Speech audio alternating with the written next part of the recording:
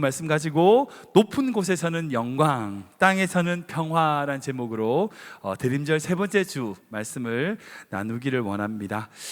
대림절 기간인데 정말 우리 성도님들 삶에 이 성탄의 기쁨과 감사와 은혜가 가득하시길 주님의 이름으로 축원합니다. 아멘. 우리 옆분에 한번 인사할까요? 하나님의 평강이 함께 하시기 바랍니다. 아멘, 아멘. 우리 교회에서 이 대림절 기간에 예수님께서 오시는 이 여러 가지 말씀을 가지고 함께 성탄의 의미와 그리고 지금 우리가 살아가는 삶에서 누릴 수 있는 성탄의 기쁨이 어떤 것인지 함께 나누고 있습니다. 특별히 오늘 나누는 누가복음 2장은 베들레헴에서 태어나신 그 예수님과 그 예수님의 소식을 들은 목자들의 경배와 찬양, 천사들의 모습을 보게 됩니다. 제가 설교 초반에 좀 우스운 얘기를 하나 해드리면 웃을지 모르겠습니다. 어떤 한 아이가 자동차를 7살짜리 유치원 아이가 자동차를 타고 엄마와 아빠와 함께 가고 있었어요. 근데 이 아이가 갑자기 아빠한테 물었어요. 아빠, 자동차 바퀴는 어떻게 돌아가요? 이 질문에 아빠는 그 아이에게 설명을 합니다. 그것을 알려면 엔진의 원리를 알아야 돼. 엔진에는 4개의 실린더가 있는데 이 실린더가 폭발을 하면서 이게 폭발하는 힘으로 엔진이 돌아가고 그 엔진이 미션을 지나서 어떻게 해서 바퀴로 이렇게 차축이 돌아간다고 막 정확하게 한 5분 10분 막 설명하는 거예요. 근데 이 아이가 알아들어요? 못 알아들었죠? 못 알아듣죠? 막 짜증을 내면서 엄마한테 물었어요. 엄마, 바퀴가 어떻게 돌아가요? 엄마의 대답은 간단합니다. 바퀴? 빙글빙글. 그때 아이는 웃으면서 그렇구나 라고 만족했다고 합니다. 간단한 이야기지만 웃고 지나갈 얘기지만 제가 오늘 말씀 준비하면서 이 이야기가 생각이 났어요. 솔직히 여러분들 자동차를 타시잖아요. 자동차 원리가 어떻게 돌아가는지 알고 타시는 분 계십니까? 좀 공부를 하시고 업에 계시는 분들이야 좀 이해할 수 있겠지만 그렇다 치더라도 자동차의 원리라든지 기본 이런 그 작동 방식에 대해서 우리가 다 몰라요. 근데 키를 돌리고 엔진을 켜고 엑셀을 밟아서 다닙니다. 사실 우리 인생이 대부분 그래요. 솔직히 어린아이가 자동차 엔진이 어떻게 바퀴로 전달되는지를 모르듯이 사실 우리가 하나님의 은혜와 하나님의 축복이 우리에게 어떻게 오는지 몰라요. 솔직히 목회자인 저도 다 설명 못합니다. 어떻게 하나님께서 이 우주를 운행하시고 이 세상을 바꿔나가시는지 우린 다 몰라요. 근데 우리는 은혜를 받아요. 그 은혜를 누리고 있습니다. 마치 우리가 자동차를 알지 못하고 타는 것처럼 하나님의 섭리와 하나님의 계획은 다 몰라도 날마다 주시는 하나님의 은혜를 누리는 거죠. 우리가 삶을 살아가면서 나타나는 모든 현상들과 의미를 다 이해하지 못해요. 솔직히 몰라요. 그런데 중요한 것은 하나님께서 이 모든 것을 운행하고 계신다는 거예요. 그리고 이 모든 것 위에 하나님이 계시다는 거예요. 사랑하는 여러분, 이것이 은혜예요. 이게 은혜예요. 이게 진짜 은혜입니다. 우리가 다 알기 때문에 누리는 게 아니에요. 몰라요. 모르지만 우리를 지키시고 함께 하시는 그 하나님의 사랑이 있음을 믿는 거예요. 그게 은혜인 거죠. 그런데 기억해야 될 것이 중요한 가지가 있어요. 그건 뭐냐면 엔진의 힘이라고 하는 그 힘이 전달되기 위해서는요 수많은 톱니들이 그리고 엔진의 미션이라고 하는 것들이 들어가야 된다는 거예요.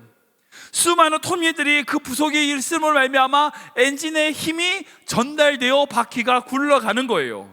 여러분, 오늘의 본문이 사실 유사한 말씀이에요. 다시 14절 말씀 읽어볼까요? 같이 읽겠습니다. 시작.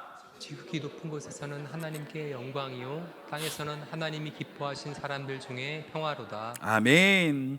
오늘 부분의 말씀을 제가 설교 제목을 높은 곳에서는 영광, 땅에서는 평화라고 잡았습니다. 왜냐하면 크리스마스의 핵심이 바로 이거예요. 하늘의 그 영광이 이 땅의 평화로 전달되는 사건, 그것이 크리스마스예요. 생각해 보세요. 이 본문에서 지극히 높은 곳에서 하나님께 영광이라고 말씀하고 있습니다. 피조물인 인간이 하나님께 영광을 돌린다고 창조주의 영광이 더 커지나요? 상관이 있습니까? 상관없어요. 우리가 하나님께 영광을 돌리든 돌리지 않든 그분은 영광을 받으시는 분이에요. 그분의 영광은 영원해요. 우리와 전혀 상관없이 하나님의 창조의 영광은 영원하십니다. 그분 자체로 영광인 거죠. 그리고 천사들이 그 하나님의 영광을 찬양하고, 그 영광은요 영원부터 존재했고 그 영광은 온 우주에 가득합니다. 우리와 전혀 상관없이 하나님의 영광은 영광이에요. 그런데 그 하나님의 영광이 우리에게 평화로 전해지기 위해서는 반드시 중요한 매개체, 톱니바퀴가 있어야 돼요. 그게 바로 예수님이에요. 이 땅에 오신, 우리를 위하여 이 땅에 오신 우리 이 성탄의 주인공 예수 그리스도라는 거예요.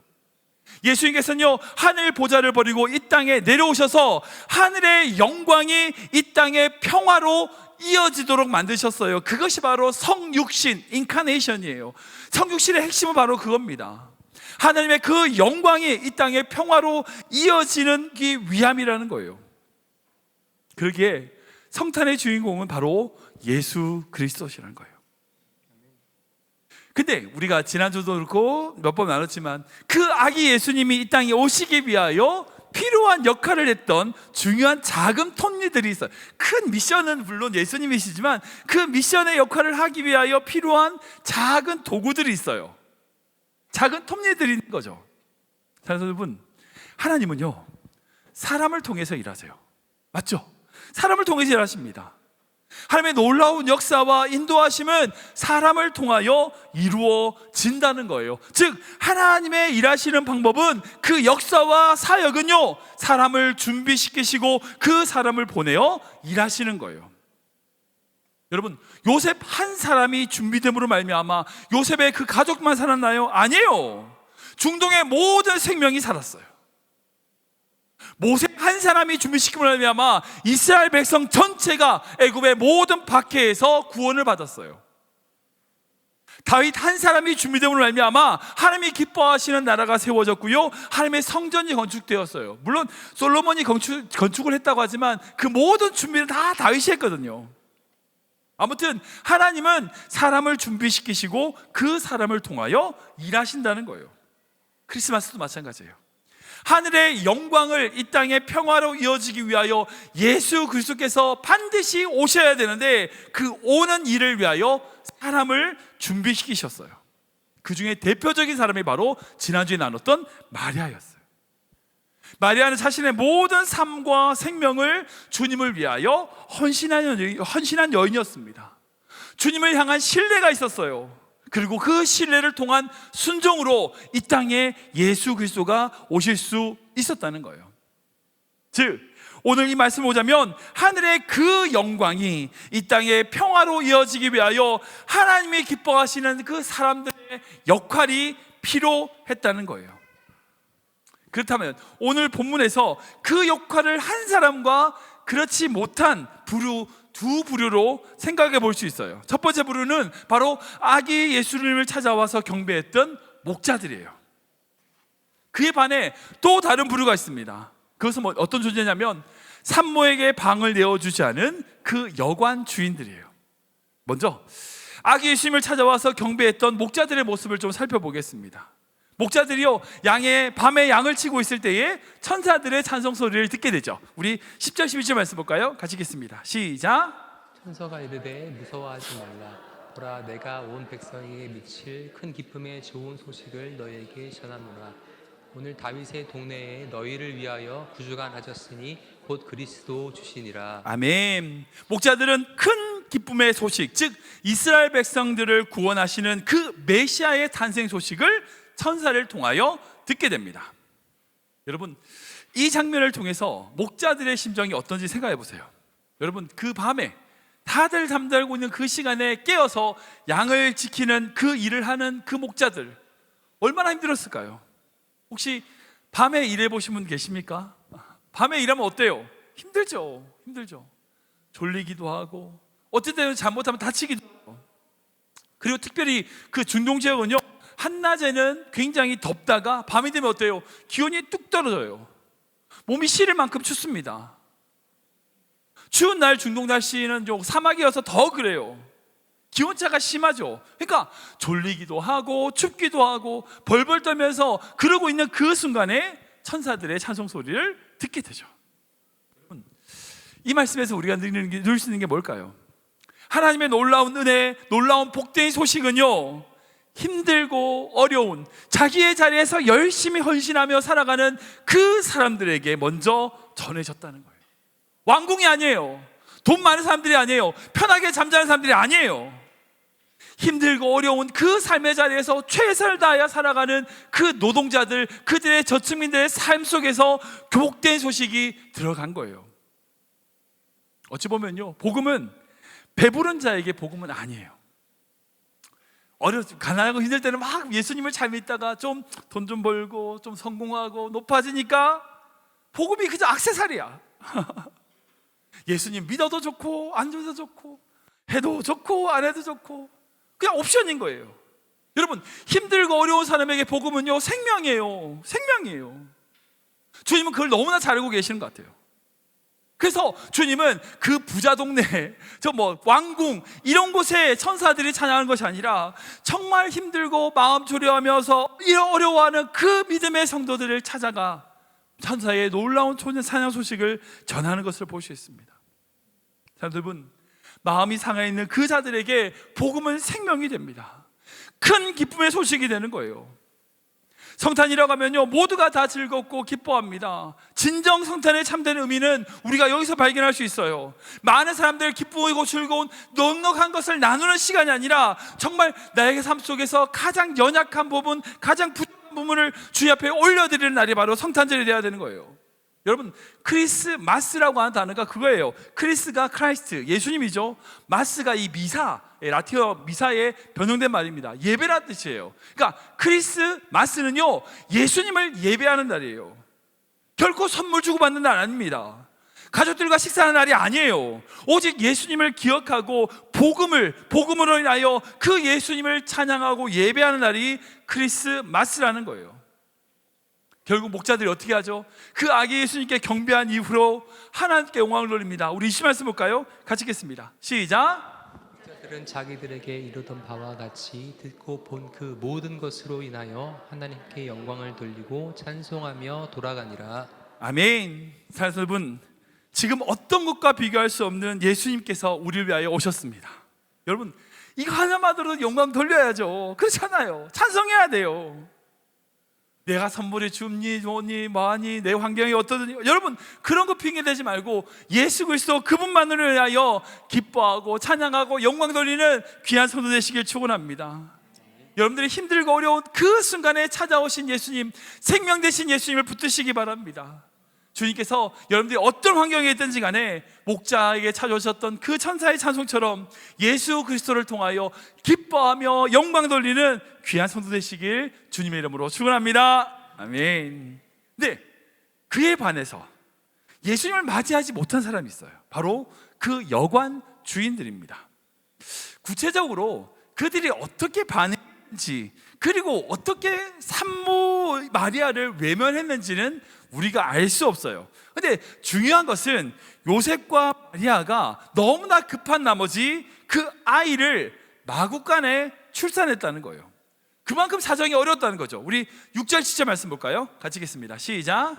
여기 있을 때에 해산할 날이 차서 첫 아들을 낳아 강보에 사서 구유에 뉘었으니 이는 여관에 있을 곳이 없음이로라. 아멘. 영어 표현을 보면 no room for them이라고 되어 있어요. 그들을 위한 방이 없다는 거예요. 여러분, 정말 방이 없었을까요? 아니요. 방이 없는 게 아니라 내어줄 방이 없는 거죠. 여러분, 이 두 개 분명히 다릅니다. 방이 있냐 없냐의 문제가 아니라 내어줄 방이 있냐 없냐의 문제. 당시 이제 성경 말씀 보면 모두가 다 호적을 하는 상황이어서 많은 사람들이 베들레헴에 모이게 됩니다. 그러니까 빈 방이 없을 수 있죠. 그래도 적어도 애를 놓겠다는데, 해산하는데 산모가 있는데 그 산모가 머물 공간을 내어줘야죠. 여기 방이 있냐 없냐 문제가 아니에요. 마음의 문제인 거예요. 아니 이 집에서 옆집이 방 내어주고 옆집 가서 자더라도 방 내줄 수 있죠. 마음의 문제인 거예요. 여러분, 이걸 우리 신앙에 한번 적용시켜 볼까요? 믿음이 있냐 없냐 문제가 아니에요. 사실은 문제는 뭐냐면 헌신할 믿음이 있냐 없냐는 거죠. 같은 말이 아니에요. 사랑이 있냐 없냐의 문제가 아니에요. 포기하고 희생할 사랑이 있냐 없냐는 거예요. 모든 사람들에게요, 나름의 믿음과 사랑이 있어요. 근데 안 되나요? 포기하지 않아요. 그럼 그 있는 믿음이 뭐예요? 아무것도 아닌 거죠. 아무것도 아니에요. 여러분, 사연 없는 무덤 없다고 핑계를 대기 시작하면 끝이 없어요. 그 모든 것에 핑계를 대기 시작하면요, 끊임없이 나만 피해자야. 나만 손해본 것 같아. 여러분, 그 속에서 사는 만큼 더 힘들어요. 더 힘들어요. 제가 목회자로서 많은 성도들을 만나고 대화하면서 느끼는 게 정말 환경이 있기 때문에 헌신하거나 헌신하지 않은 그 문제 아니에요. 그러니까 환경 때문에 헌신하고 환경 때문에 못하고 그게 아니에요. 마음의 문제예요. 어떤 환경에서든지 헌신하는 사람은요, 헌신해요. 아무리 넉넉해도요, 헌신하는 사람들은 안 해요. 방에 있냐 없냐의 문제가 아니에요. 내어줄 방에 있냐 없냐의 문제인 거죠. 환경이 똑같고 똑같은 어려움이 있어도요, 어떤 성도들은 헌신하고요, 어떤 성도들은 안 해요. 핑계대요. 우리 삶 속에서 혹시 주님을 위하여 내 마음, 내 뜻, 내 믿음을 주 앞에 드리는 연약한 모습은 없는지 스스로 점검해야 되는 거예요. 핑계와 이유를 가지고 머뭇머뭇하고만 그지 않은가, 우리 스스로 점검해야 되는 거죠. 나는 어떤 성도인가? 주님을 위하여 나는 방을 내어줄 수 있는가? 작년에 우리 성탄절에 연극을 했잖아요. 방이 있습니까? 하는 연극을 했었죠. 스스로 점검해야 돼요. 그냥 연극에서 보이는 것처럼 그냥 주님 내 방을 내어드립니다, 그걸로 끝나는 게 아니에요. 내 믿음, 내 사랑을 주님을 위하여 내어줄 수 있는 그런 마음이 가져야 되는 거죠. 전국의 모든 성도님들이 정말 하나님의 영광이 이 땅에 평화로 이루기 위하여, 그 예수 그리스도를 위하여 우리의 삶, 우리의 방을 내어주는 귀한 믿음의 성도 되시길 주님으로 축원합니다. 말씀을 정리하겠습니다. 성탄절은요, 예수님께서 이 땅에 오심으로 말미암아 하나님의 그 영광이 이 땅에 평화로 이어졌음을 의미합니다. 그래서 교회에서 가장 기쁜 절기가 바로 부활절과 성탄절이죠. 제일 중요합니다. 성탄절로 말미암아 우리는 모든 예수 그리스도 안에서 그 아기 예수를 통하여서 하나님의 영광을 누릴 수 있게 되는 겁니다. 가장 힘들고 가장 어렵고 밤새 춥고 두려운 그 목자들의 모습에서 평화를 발견하잖아요. 그렇잖아요. 그들이 아기 예수께 경배한 이후에 하나님께 영광을 돌리고 찬양하는 모습, 우리도 그런 모습이 되어야 됩니다. 또한 우리 스스로 점검해야 돼요. 당시 베들레헴에 방이 없는 게 아니에요. 내어줄 방이 없는 겁니다.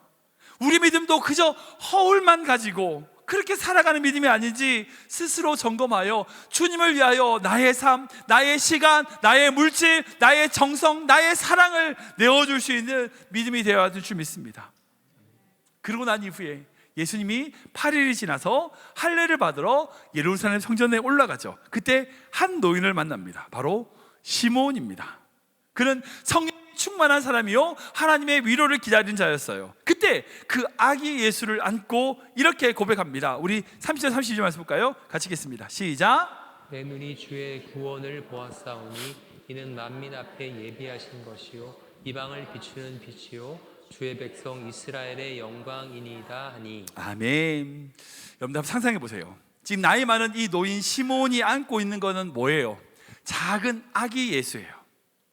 아기 예수예요. 그 조그만 젖먹이, 태어난 지 8일밖에 안 된 그 젖먹이 아기가 무슨 이스라엘의 구원이에요. 무슨 하나님의 영광이 될 수 있습니까? 근데 그 시몬은 육적인 눈이 아닌 영적인 눈으로 자기 품에 안고 있는 이 아기를 통하여 하나님의 영광을 보아요. 사랑하는 여러분, 지금 여러분들 눈에 뭐가 보십니까? 세상에 필요한 거, 갖고 싶은 거, 수많은 그런 것들만 눈에 보이세요? 아기 예수님은 안 보이시죠? 우리는 성탄절에 그 아기 예수 그리스도를 바라봐야 됩니다. 지금 우리의 삶 속에서 우리의 빛이 되신 예수 그리스도를 통하여 주님의 영광을 바라보아야 돼요. 시몬의 품에 있는 것은요 그저 작은 아기지만 그 아기를 통하여 이스라엘의 영광을 바라본 것처럼 지금 우리의 삶에 부족하고 연약하고 아무것도 없지만 그 속에서 우리의 영안을 열어 우리를 향한 주님의 계획과 뜻, 하나님의 놀라운 사랑을 바라봐야 돼요. 특별히 우리 자녀들 때문에 속썩이시는 분들 계시죠. 여러분들 자녀들 보면 어때요? 답답하잖아요. 이놈 새끼 어떻게 될까 걱정되시죠? 근데 여러분들의 눈으로만 보지 마세요. 하나님의 눈으로 보십시오.